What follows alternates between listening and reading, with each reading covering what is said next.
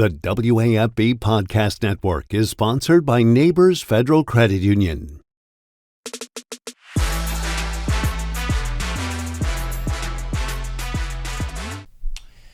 All right, what's going on, everybody? John Eads back with you here on Game Time with John Eads. Be sure to like it, subscribe. Appreciate y'all. Nice to be back with you. I know we didn't do any episodes last week. Things got a little busy with the hurricane coverage coming in, and we debuted a new show on the channel, 9 Sports Extra. So if you don't know, about 10:30 every Saturday after LSU plays, after Southern plays, any of the other local college teams, we will be going live on WBXH and I believe WAFB for 9 Sports Extra. We did this show a couple of years ago. Myself, Rohan Davey, Kevin Falk, and Jacques Doucet all making content, breaking down the game. So last week we broke down Nichols right after it ended pretty much because it was a night game there.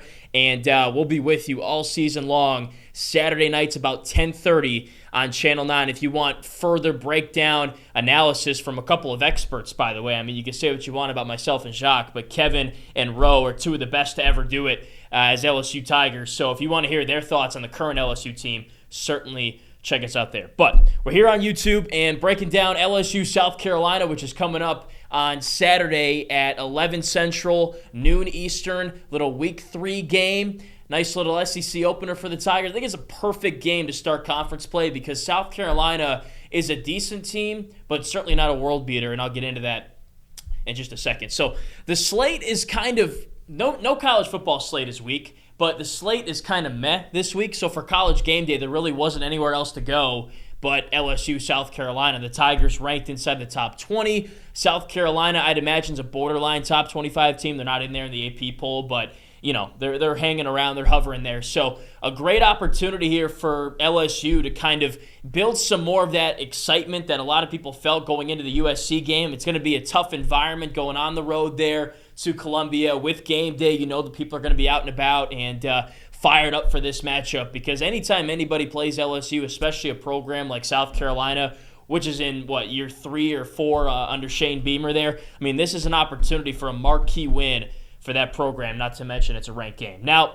LSU's favored by 6 points in the last line that I looked at. I think it may have dropped a little bit in the past day because Brian Kelly announced a couple of injury things on Thursday night there. Guys like Dominic McKinley, Chris Hilton, Kyle Parker, players like that, even Jordan Allen, one of the starting safeties. They're questionable. I don't think they're going to play. They do get Garrett Dellinger back, the offensive guard that missed the Nichols game. So I think that's why the line has dropped. But look, I've watched the tape on South Carolina, Kentucky. The Gamecocks beat the Wildcats 31-6. And, I think the narrative surrounding that game was that South Carolina, played bully ball. They forced a lot of turnovers. They lived in Kentucky's backfield. And that's all true. But when I watched the film, I was more so blown away with how bad of a football team Kentucky was. Like their quarterback, Brock Vandegrift, Georgia transfer, was a 5-star coming out of high school.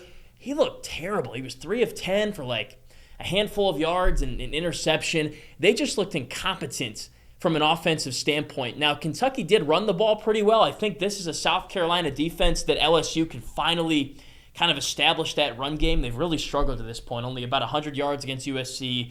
64, if I remember correctly, against Nichols, which you just can't have happen. I mean, that can't happen in any game, especially not against an FCS team. I think this is the week, though, that LSU does get that run game established with guys like Josh Williams, Caleb Jackson, and that offensive line. But Kentucky was just terrible. They could not pass the ball. Vandegrift looked like he was still playing in high school. He couldn't recognize pressures. He's dropping back 20 yards behind the pocket when nobody's even near close to him, in a position to make a sack. I just didn't understand that. Now, why am I saying all this? Because LSU is far and away a better football team than Kentucky right now, especially more competent from an offensive standpoint. Garrett Nussmeier does not turn the ball over. I think Kentucky had 2 or 3 turnovers in that game. They also turned it over on downs because they went for it on their own 30-yard line. LSU's not doing that. They're punting that away. They're going to try to get that first down. They have a better run game, I would say, than Kentucky does, at least potential. And Garrett Nussmeier is light years ahead of where Brock Vandegrift is. So he's really impressed me the first couple weeks. Nuss has, just with his ability to be efficient, not really put the ball in harm's way, and he's got great connections, especially with Kyron Lacey, who's one of the top receivers in the country right now. So what South Carolina is good at is rushing the passer. I think they're one of the top sacking teams in the country to this point. A couple defensive ends they really like.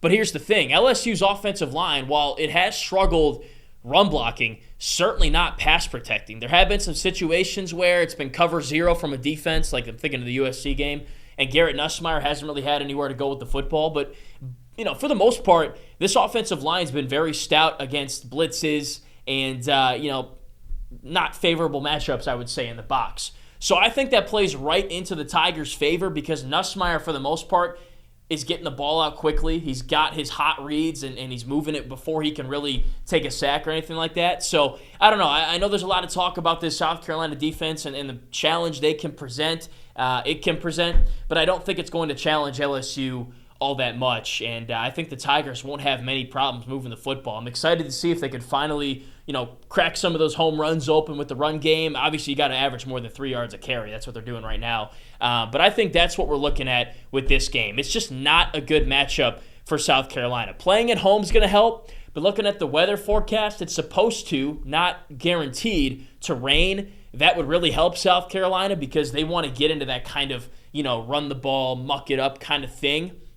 But I talked a lot about South Carolina's defense. Real quick here, their offense, really nothing to write home about. They have Raheem Rocket Sanders, who was a good running back from Arkansas. He transferred. He looks really out of shape. And that's something that they've talked about actually on the broadcast, about how he was out of shape when he got to campus, and he's working his way back into shape. They don't really have any game breakers at the skill positions. At least none were apparent to me in the game against Kentucky. They really lived off of good field position and running the football well. And I know that LSU's defensive line has been suspect. Obviously, Jacoby and Guillory's out for the season, but LSU stacked up the run pretty well to this point. Of course, Nichols had a couple big plays. USC had a couple of nice runs in there.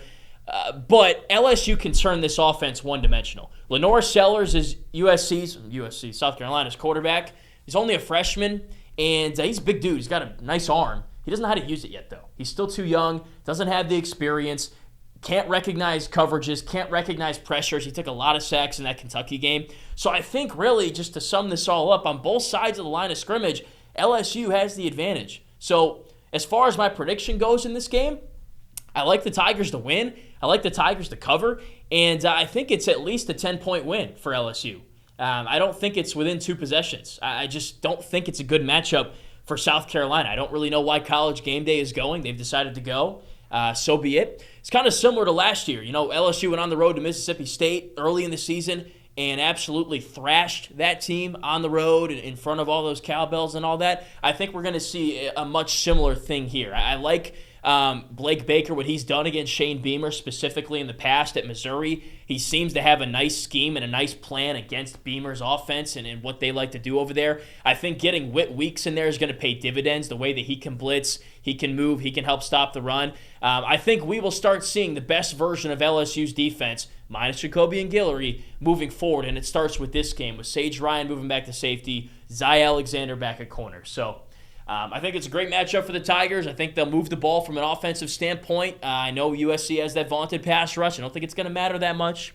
And I think the Tigers will bottle up that South Carolina run game, force the Gamecocks to beat them with the pass, and I don't think they can do it. So give me the Tigers to cover. Give me the Tigers to win handedly, take care of business, come back here and get ready for UCLA and South Alabama, and then a couple weeks down the road, Ole Miss. Right now, that's kind of the big Super Bowl for LSU in terms of looking ahead, thinking about the college football playoff, and getting back into maybe even SEC championship contention.